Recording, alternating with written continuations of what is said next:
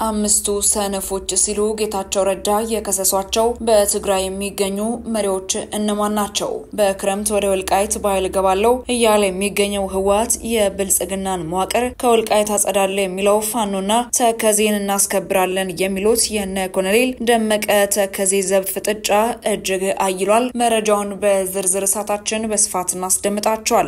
በሌላኛው መረጃችን ደግሞ ጀነራሉ ከጠቅላይ ሚኒስትሩ ጋር ፊት ለፊት እንደሚገናኙ ከገለጹ በኋላ እየወጡ ያሉ አነጋጋሪ መረጃዎች ምንድናቸው የሚሉትን በዝርዝር ሰዓታችን በስፋት የምናስደምጣችሁናል። ሰላም ጤና ይስጥልን። በመላው ክፍለ ዓለማት የምትገኙ የዴ ታርጌት ኒውስ ቤተሰቦቻችን በያላችሁበት የዓለም ስፍራ ሁሉ ሰላማችሁ ይብዛልን እያልን እነሆ ለቻናላችን አዲስ ሆናችሁ ቻናላችንን ሰብስክራይብ በማድረግ ቤተሰብ እንድትሆኑን በተጨማሪም የደወል ምልክቱን በመንካት ዘላቂ ቤተሰብነትን ከኛ ጋር እንድትመሰርቱ እንዲሁም በየዕለቱ የምንለቃቸውን ቪዲዮዎችን ከወደዳችሁ ላይክ እና ሼር እንድታደርጉልን እየጠየቅን ወደ መረጃዎቹ እናመራለን።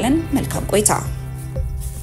በክረምት ወደ ወልቃይት ባይል ገባለው እያለ የሚገኘው ህወሓት የብልጽግናን መዋቅር ከወልቃይት አጸዳለው የሚለው ፋኖና ተከዜን እናስከብራለን የሚሉት የነ ኮሎኔል ደመቀ ተከዜ ዘብ ፍጥጫ እጅግ አይሏል። በተለይም የክረምት ወራት መቃረቡን ተከትሎ ለወራት ሲብላላ የከረመው ተኩሳት ሊገነፍል ከጫፍ ደርሷልም ተብሏል። የሰሞነኛው ጥቃትም ለዚህ በማሳየነትም የሚጠቀስ ነው። ኮሎኔል ደመቀና እሸተ ደምላው የሚመሩት የወልቃይት አስተዳደር ዛሬ ባወጣው መግለጫ የወያኔ መንገድ ጠራጊ ሲል የጠራቸው ኃይሎች በወልቃይት የተከዜ ዘብና አርሶ አደሮች ላይ ጥቃት ፈጽሟልም ብሏል። ጥቃቱ የተፈጸመው በጸገዴ ወረዳ ጎቤ ቀበሌ ሲሆን በዚህም 18 ሰዎች ተገድለዋልም ተብሏል። ከሰሞኑ ለፋኖ ቅርበት ያላቸው ማህበራዊ ሚዲያዎች የፋኖ ታጣቂዎች ወደ ወልቃይት ሰርገው በመግባት ጥቃት መፈጸማቸውን ሲገልጹ ነበር። ከወራት በፊት አንድ የፋኖ አመራር አሁን ወልቃይት ላይ ያለውን መዋቅር የብልጽግና ስለሆነ እናፈርሰዋለን፣ ጥቃትም እንከፍታለን ሲል ተናግሮ ነበር። ይሁንና የአሁኑ ጥቃት በፋኖ ይፈጸም አይፈጸም ባይረጋገጥም በህወሓት ታጣቂዎች እንዳልተፈጸመ ግን ከመግለጫው ለመረዳትም ተችሏል። የወልቃይት አስተዳደር እነዚህ ታሪካዊ ጠላታችን የወያኔ መንገድ ጠራጊ የጠላት ኃይሎች በሐሳብ ትግል ማሸነፍ ያልቻሉትን በጠመንጃ ለማስፈጸም ለማንነታቸውና ለወሰናቸው የሚፋለሙትን ንጹህ አርሶ አደሮች በየቀበሌው እየገቡና እየጠበቁ ተደብቀው አድፍጠው ጥቃት በማድረስና በመግደል የወያኔ መንገድ ጠራጊነትን አላማቸውን ለማሳካት እየጣሩ ይገኛሉ በማለትም ጠንካራ አድርጎም ትችትን ሰንዝሯል።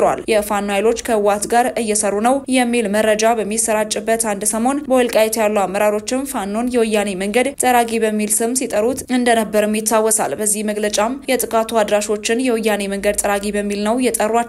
መግለጫው ቀጥሎም የተከዜ ዘቦችን በመግደል ትግሉን ማስቆም አይቻልም ያለ ሲሆን ጥቃት ፈጻሚዎችም ከዚህ ላቅ ዓላማ አላቸው ሲልም ተደምጧል። ጥቃት ፈጻሚዎቹ የወልቃይትን አስተዳደር በማፍረስ ለህወሓት ማስረከብ ይፈልጋሉ ሲልም ከሷል። ከዚህ በኋላ እነዚህን ኃይሎች አልታገስም እርምጃ ወስዳለው ያለው የነ ኮሎኔል ደመቀ አስተዳደር ከምን ጊዜም በላይ የምንተጋበት ወቅት ነው ሲልም አክሏል። ወደ ቀጣይ መረጃችን ስናመራ በአምስት ሰነፎች የተነሳ የትግራይን ህዝብ ለጦርነት መማገድ መቆም አለበት ሲሉ አቶ ጌታቸው ረዳ አነጋጋሪ መልእክትን አጋሩ። አንድ ፓርቲ ውስጥ ያሉ አምስት ሰነፎች ሲሉ የጠሯቸው ግለሰቦች የትግራይን የህልውና ችግር ውስጥ ከተውታል ሲሉ የጠቅላይ ሚኒስትሩ የምስራቅ አፍሪካ ጉዳዮች አማካሪ አቶ ጌታቸው ይህንን ያሉት ሴንተር ፎር ሪስፖንሲብል ኤንድ ፒስፉል ፖለቲክስ የተሰኘ ድርጅት ባዘጋጀው ውይይት ላይ ባደረጉት የመክፈቻ ንግግር ነው። ድርጅቱ ከአዲስ አበባ ዩኒቨርሲቲ ጋር በመተባበር ሰላም ዲሞክራሲና ልማት በትግራይ እድሎችና ፈተናዎች በሚል ርዕስ ውይይትን ያካሄደ ሲሆን በዚህም ላይ ነው አቶ ጌታቸው ረዳ ያልተጠበቀን መልእክት የሚያጋሩት። በዚህ የውይይት መድረክ ላይ አቶ ጌታቸው ረዳና የሰላም ሚኒስትር አቶ መሐመድ እንድሪስን ጨምሮ በርካታ የተለያዩ ፖለቲካዊ አቋም ያላቸው የትግራይ ፖለቲከኞችና ተጽዕኖ ፈጣሪ ሰዎችም ተገኝተውበታል። በውይይት መድረኩ ላይ ንግግር ያደረጉት አቶ ጌታቸው ረዳ ፖለቲካ ውስጥ ከገባን ጀምሮ እንዲያሉ ውይይቶች ሲካሄዱ ቆይተዋልም ብለዋል። አሁን ከመቼውም ጊዜ በላይ የትግራይ ህዝብ ሰላም ያስፈልገዋል ያሉም ሲሆን ህዝቡ አሁን የለውና አደጋ የተጋረጠበት ሆኗል ሲሉም ተደምጠዋል። አሁን የትግራይ ህዝብ ልማት ይቆይለት ያሉት አቶ ጌታቸው መልማት ችግር የለውም ግን ህዝቡ የለውና አደጋ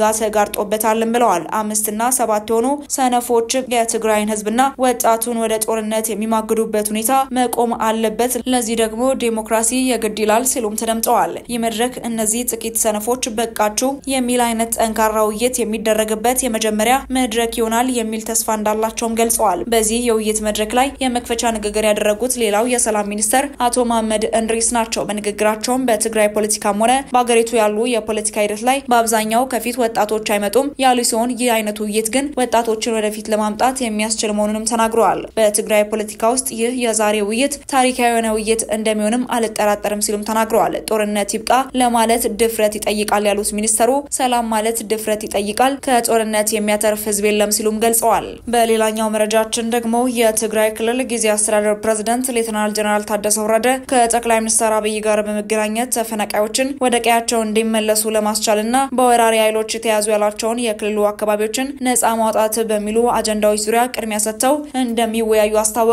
ሌተናል ጀነራል ታደሰ ወረደ በክልሉ እያጋጠሙ ያሉ ተደጋጋሚ ችግሮችን በዘላቂነት ለመፍታት ከፌዴራል መንግስት ጋር የፖለቲካ ውይይት እንዲደረግም እንጠይቃለንም ብለዋል። ፕሬዝዳንቱ ይህንን የተናገሩት የተባበሩት መንግስታት ድርጅት የልማት ፕሮግራም የአደጋና ዝግጁነት ቢሮ ምክትል ዳይሬክተር ቱርባን ሳሌ የተመራ ልዑክ ትላንት ሰኔ 19 ቀን 2017 ዓ.ም በጽህፈት ቤታቸው ተቀብለው ባነጋገሩበትም ወቅት ነው። ፕሬዝዳንቱ ከልዑካኑ ጋር በነበራቸው ውይይትም ወደ ጦርነት እንድንገባ የሚያደርገን ምክንያት የለም ሲሉም ገልጸው ተፈናቃዮች ወደ ቀያቸው እንዲመለሱ ለማድረግና የክልሉን የግዛት አንድነት ለማስጠበቅ ከፌዴራል መንግስት ጋር በቀጣይ ተቀራርቦ መስራት ያስፈልጋል ማለታቸውን ከጽህፈት ቤታቸው የተገኘው መረጃም ያመለክታል።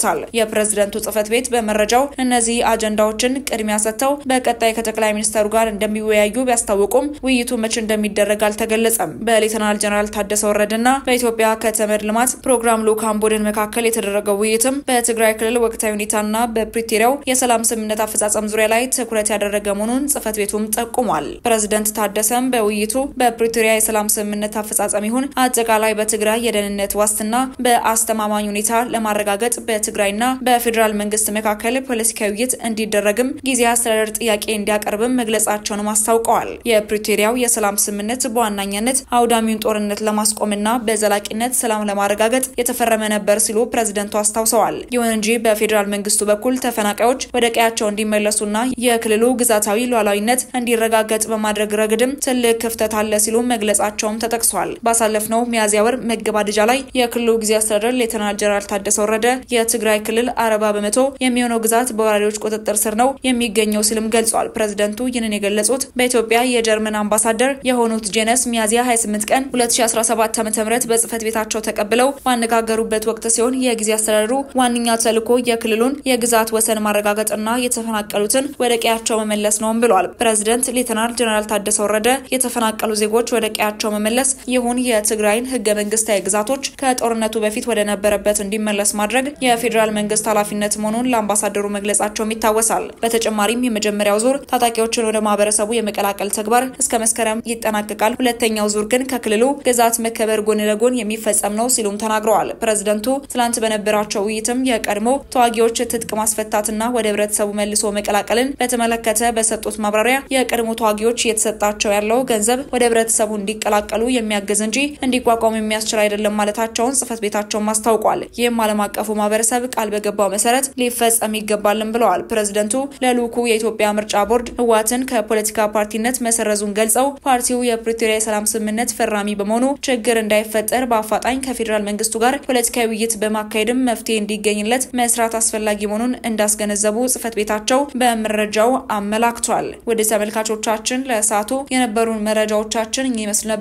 በቀጣይ መረጃዎቻችን እስክንገናኝ ድረስ ቸር ቆዩልን።